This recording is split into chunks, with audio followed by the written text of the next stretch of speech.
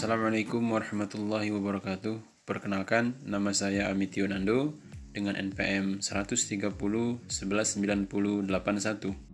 Perkenalkan, nama saya Sahida Nur Fauziah dengan NPM 130 119071. Perkenalkan, nama saya R.A. Fikhiah El Islamiyah ZA dengan NPM 130 119061. Perkenalkan, nama saya Iem Rohimah dengan NPM 130 119075. Perkenalkan, nama saya Nisa Silmi Nafisa dengan NPM 130 119089. Perkenalkan, nama saya Sipa Zafira Putri dengan NPM 130 119092. Bismillahirrahmanirrahim. Assalamualaikum warahmatullahi wabarakatuh. Kembali lagi dengan saya Amitio Nando dengan NPM 130 119081. Alhamdulillah, saya ucapkan terima kasih banyak kepada yang terhormat Dr. Alhamduddin MMPD selaku dosen di Universitas Islam Bandung dengan mata kuliah strategi pembelajaran. Alhamdulillah, saya bersama kelompok saya dari kelompok 3 mendapatkan judul atau tema pembahasan yakni mengenai model pembelajaran konstruktivisme. Oke, mengenai pembahasan diawali dari diri saya sendiri mengenai pengertian dan konsep konstruktivisme. Kita awali pada pembahasan mengenai kata konstruktivisme, diambil dari kata konstruktivis atau konstruktif, atau bisa dikatakan dari kata konstruktif. Kalau misalnya kita mencari arti di Kamus Besar Bahasa Indonesia, baik itu online maupun dari aplikasi, kita akan mendapatkan maksud atau arti atau makna, yakni konstruktif itu memiliki arti yang berkaitan dengan berkaitan dengan konstruksi, bersifat membina, memperbaiki dan membangun. Itu kalau misalnya kita ambil dari kata konstruktif. Oke, ke dalam berarti kalau misalkan kita bisa diambil kesimpulan secara umum saja, konstruktivisme itu adalah seperti membangun. Membangun yang dimaksud bukan berarti kita membangun apa yang seperti yang kita lihat, apartemen, gedung, bukan. Tetapi yang dimaksud membangun di sini mengenai minat, bakat, semangat dan keingintahuan siswa atau peserta didik dalam memahami sesuatu atau dalam belajar mengenai teori, belajar mengenai ilmu-ilmu tertentu. Itu yang harus dibangun, itu yang dimaksud. Mengenai konstruktivisme, kita ambil teori dari Carly dan Margareta pada tahun 2002. Di sana mengatakan bahwa konstruktivisme itu adalah proses pembelajaran yang diawali konflik kognitif, yang pada akhirnya pengetahuan akan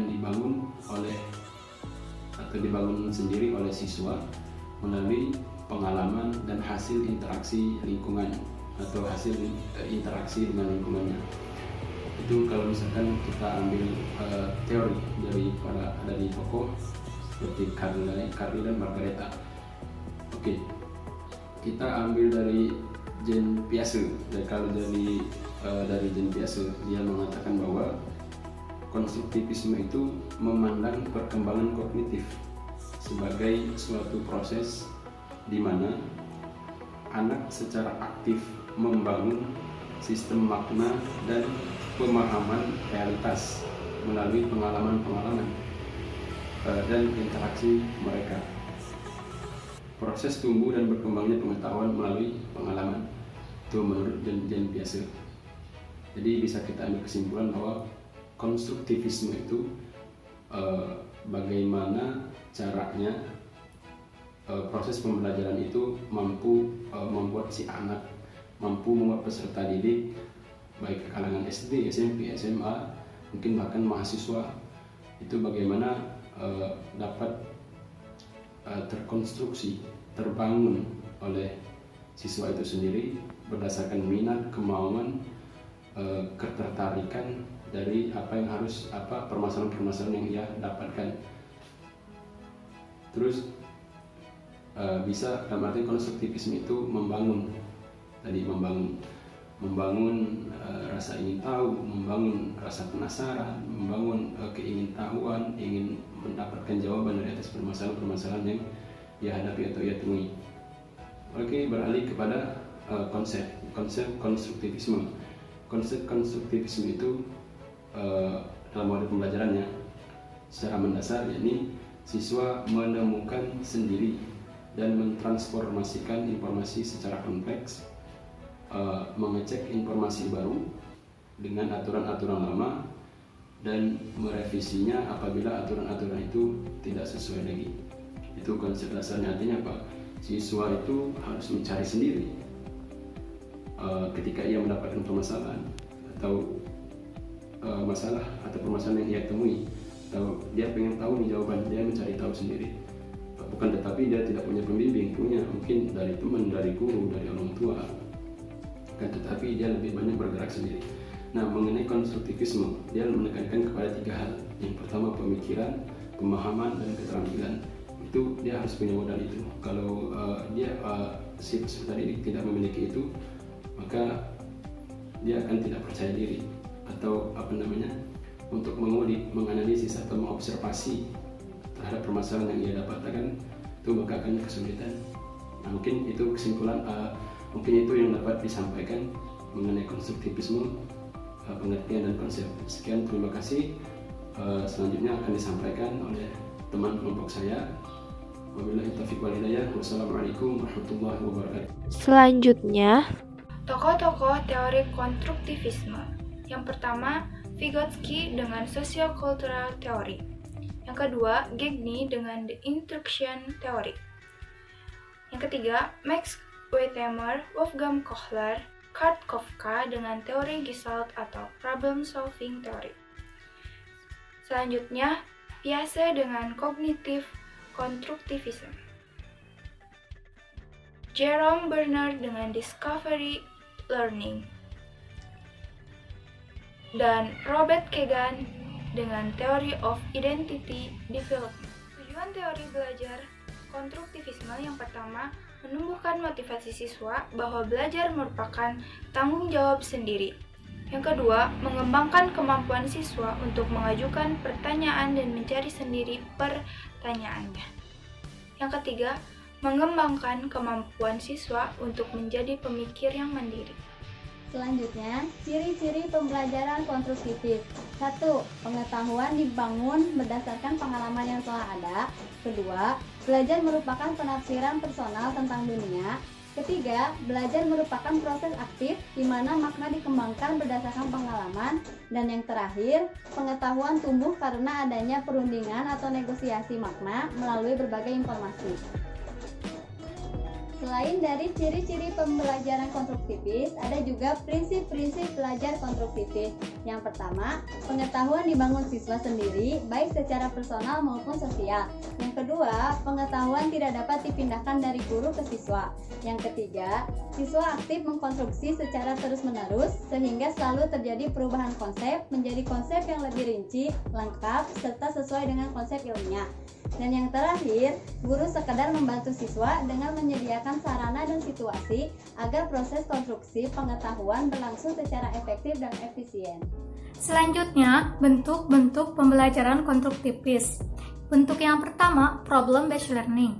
Problem-based learning ini merupakan suatu pembelajaran yang menyuguhkan berbagai situasi bermasalah yang autentik dan bermakna kepada siswa, yang berfungsi sebagai landasan bagi investigasi dan penyelidikan siswa. Adapun di antara ciri-ciri problem-based learning yaitu yang pertama, pengajuan pertanyaan atau masalah. Yang kedua, berfokus pada keterkaitan antar disiplin. Yang ketiga, penyelidikan autentik. Bentuk yang kedua, authentic learning. Authentic learning ini merupakan suatu pembelajaran yang memungkinkan siswa menggali, mendiskusikan, dan membangun secara bermakna konsep-konsep dan hubungan-hubungan yang melibatkan masalah nyata dan proyek yang relevan dengan siswa. Adapun Ciri-ciri authentic learning yang pertama, siswa terlibat dalam kegiatan menggali dan menyelidiki. Yang kedua, belajar bersifat interdisipliner. Yang ketiga, belajar terkait erat dengan dunia di luar ruang kelas. Bentuk yang ketiga, inquiry-based learning. Inquiry-based learning ini merupakan sebuah teknik mengajar di mana guru melibatkan siswa dalam proses belajar melalui penggunaan cara-cara bertanya, aktivitas problem solving, dan berpikir kritis. Adapun di antara ciri-ciri inquiry-based learning, yang pertama, menekankan pada aktivitas siswa secara maksimal untuk mencari dan menemukan. Yang kedua, membuka inteligensi siswa dan mengembangkan kreativitas siswa. Bentuk yang keempat, cooperative learning. Cooperative learning ini merupakan suatu model pembelajaran di mana siswa belajar dalam kelompok-kelompok kecil. Adapun di antara ciri-ciri cooperative learning, yang pertama, keterampilan seusia, yang kedua, proses kelompok dan saling ketergantungan yang positif. Bentuk yang kelima, contextual teaching and learning. Contextual teaching and learning ini merupakan suatu strategi pembelajaran yang menekankan kepada proses keterlibatan siswa secara penuh untuk menemukan materi yang dipelajarinya dan menghubungkannya dengan situasi kehidupan nyata. Adapun di antara ciri-ciri contextual teaching and learning, yang pertama, adanya kerjasama antar semua pihak. Yang kedua, menekankan pentingnya pemecahan masalah. Yang ketiga, menyenangkan dan tidak membosankan. Baik, saya akan memaparkan mengenai kelebihan dan kekurangan teori belajar konstruktivis. Untuk kelebihannya, yang pertama, siswa menjadi terbiasa untuk berpikir sendiri ketika menyelesaikan masalah dalam proses pembelajaran.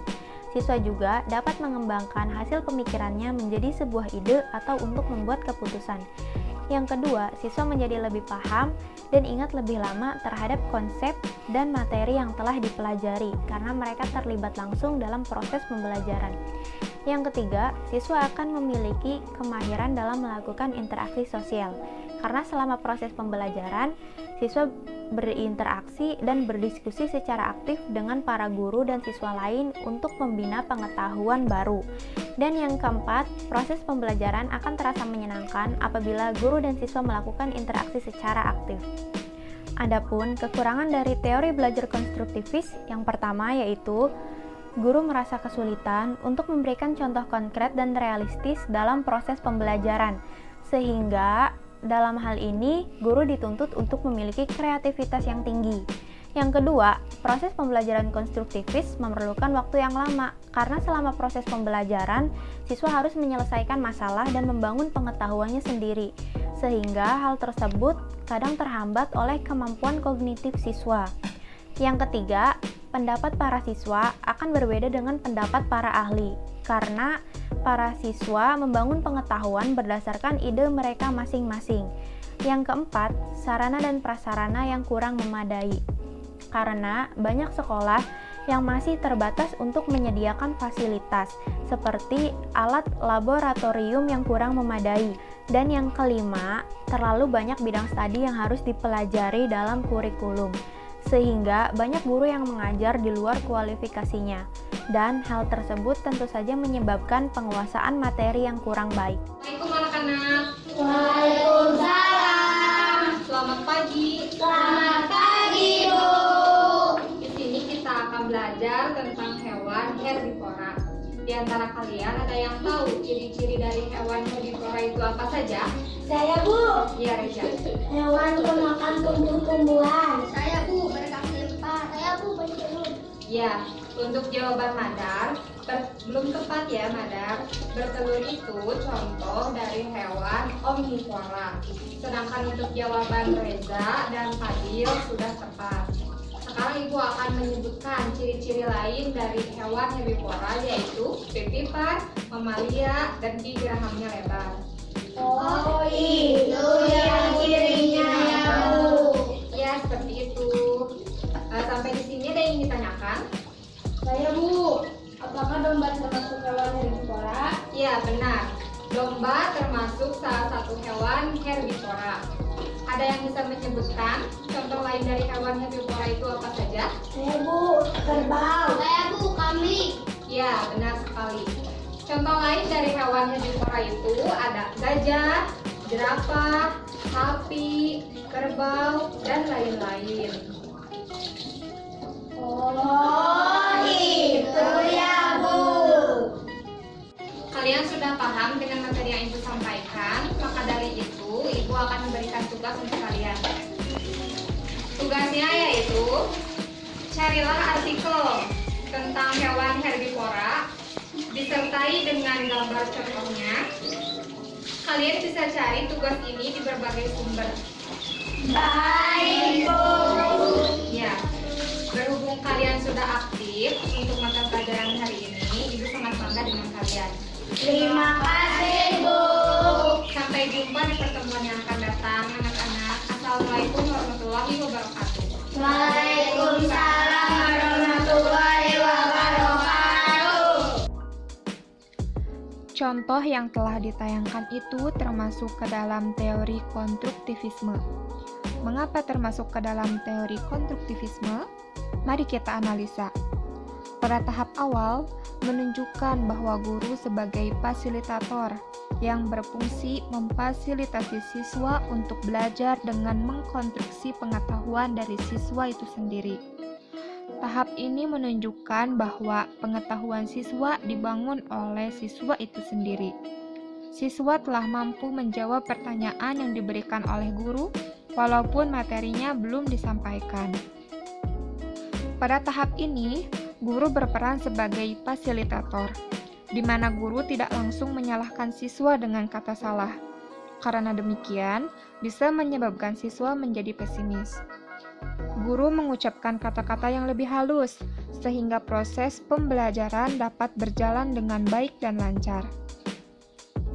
Tahap ini menunjukkan pengalaman atau pengetahuan kepada siswa berupa informasi tentang materi yang diajarkan, sehingga siswa memperoleh pengalaman baru dan digabungkan dengan pengetahuan yang telah mereka miliki sebelumnya.